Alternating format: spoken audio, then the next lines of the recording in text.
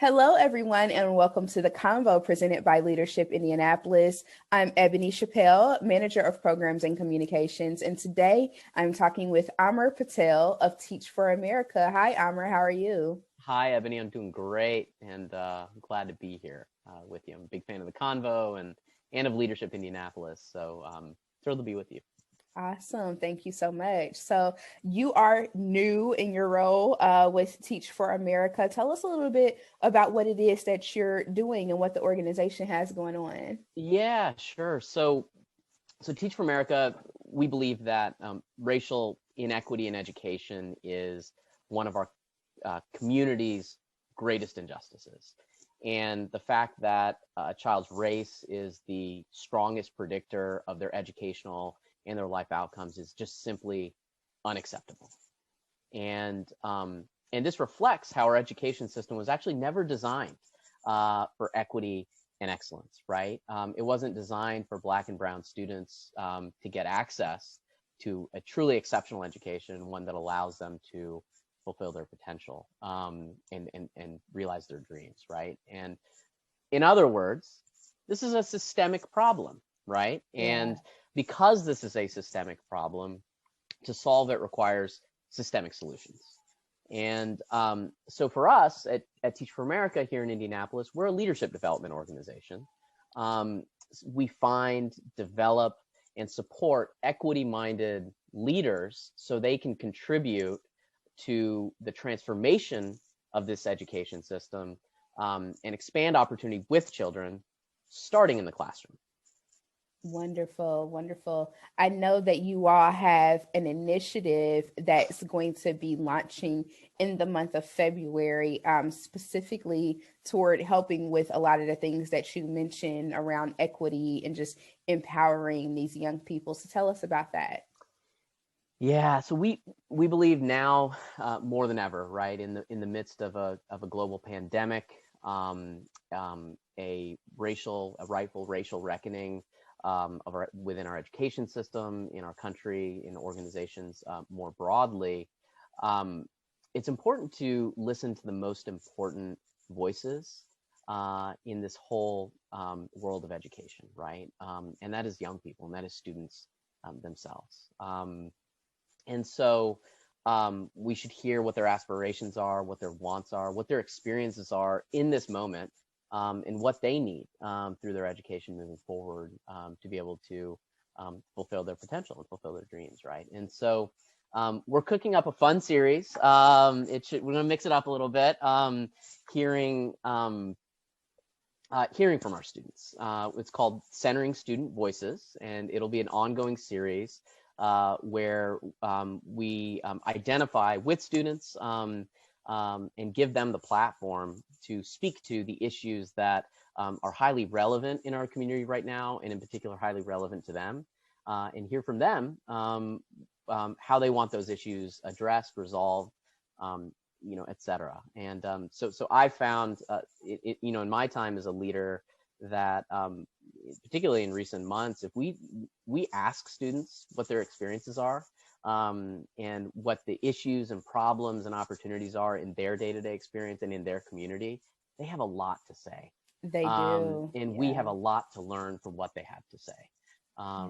And so that's the whole idea of the Centering Student Voices series. Yeah, I am so excited to hear that you all are doing that. And you're right, they will have a lot to say. I have a lot of friends that are educators. And one of the things that I saw recently on social media, because that's how a lot of us are able to connect right now, not being able to be so much in person. One of my friends who's an educator, the day after the insurrection in Washington, D.C., said, she went into the classroom and just opened up the floor to hear from her students and was amazed at the things that these young people had to say about this history that they're witnessing unfold right before their eyes, and just coming to it from that perspective. So I know that you all are super excited to hear from them about that. Yeah. Absolutely. I think I was texting with and communicating over social media with friends and educators, and in particular those that are part of the Teach for America network locally about the day after the insurrection and what I believe is a coup attempt. Teachers had an incredibly tall task ahead of them, right? Ebony, to what you just shared, those that had the most meaningful or thought they had the most meaningful conversations with their students were those that actually just held space for them and gave them the floor to share how they were feeling, what they were thinking, what they need, what their needs were, what they want for themselves, what they want for our country moving forward. It meant a lot to students, and not only that, they are highly engaged and have a whole lot to say about what they want for the future of our country. And at its best, that's what our education, is supposed to do, right? Help young people be the civic and community leaders we want and need them to be, right? And they're telling us they want to be that, and they're ready to sort of influence change, not 30 years from now, but actually now. Yeah. So it sounds like we have a bright future ahead with those young people, being empowered to really think through those things right now. You mentioned earlier, as a leader, some of the things that you do with the people in your network, with the educators in your network, and just connecting with them. This is a really crucial time to be in charge of anything. So much is going on. What are the leadership lessons that inform how you operate as the leader of this organization? Yeah. Oh man, so many. And I love this question. I love hearing from the many leaders that you've had on the Convo over time, and what they have to say here. I learn a lot from them.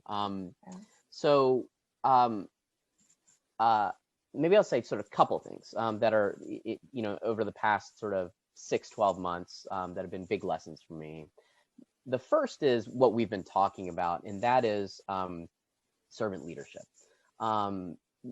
We would never, if we were running an organization, a business in the private sector, and we're selling products or something, right, to customers, we never design everything we do separate from what customers are telling us they want, they need, they want more of, less of, so on and so forth. And yet, oftentimes in the public sector, and in particular in education, that's often what we do, and I think we have things sort of reversed there. And so as an aspiring servant leader, a big leadership lesson for me is the further and further away from within leading an organization or a system or something you get from those you're seeking to empower and those you're seeking to impact, the more and more important it is to get closer and closer and proximate to them, right? And so in my case, students and our members, teachers, school leaders that are directly interacting with students every single day, get as close to them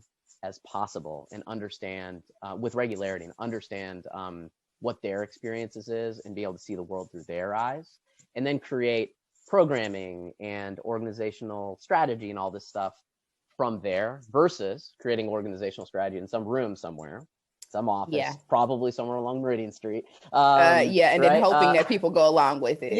And then and on down. So that's the first sort of lesson that's on my mind as a leader. And then a second is that passion to make an impact is incredibly important to sort of passion to create the world as it should be versus the world as it is, right? And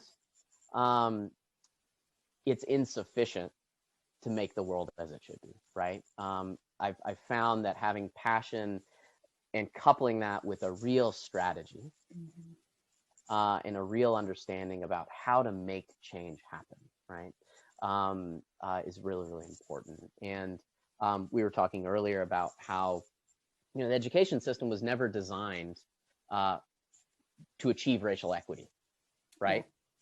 It was never designed. And in order to make it so, there needs to be fundamental overhauls of our systems of education, right? In some ways, I see that happening in Indianapolis more so than literally anywhere else in the country. But that doesn't just happen. Sort of systems don't change. They're designed to perpetuate the outcomes that they were designed to perpetuate, right? And they won't change just through passion and passionate sort of perspective of many. There needs to be an organized strategy to make that happen over time. And so as a leader, I've learned that in order to have a strategy that's going to work to make systems change or to contribute to changing education systems, you have to understand history and context of the place in which you're working and the people that are doing that work. Have to understand the various the interests of those that you're seeking to serve. You have to understand power and who the players are that have power, and how to work with power or influence power, right? And all of this has to be, put together in some form of a strategy, and then having the discipline to actually pursue that over time. It's really hard to do, but it's, I think, more important now than ever, and something I reflect on. I'm reflecting more and more on as a leader in this community. Yeah. Great lessons. And I appreciate you for sharing them with us, as well as taking this time to have a convo with us today. I'm so pleased to have been with you, Ebony. Thank you. You're welcome. Thanks for the opportunity. Absolutely. So how can people stay engaged with Teach for America and learn more about the Centering Students series? Yeah, so we are going to be active on social media, and we can be followed. And our hope is for this series to be, us to have active engagement, certainly, with our students, but then our community of partners, which is hopefully growing and growing, right? I think we can all learn a great deal from hearing from our students. And so it's certainly what we hear is going to influence, our approach and at Teach for America, but it's our hope that this will support any number of organizations and partners that we have in the community. And so the handles to follow are on Instagram at TFA Indy, and at Facebook, TFA Indy. I'll also be posting from my Twitter handle, which is Amar_PAT. Awesome. Well, thank you again, Amar. Really appreciate it. And thank you to each and every one of you for tuning into the convo. You can find out more about Leadership Indianapolis at leadershipindianapolis.com.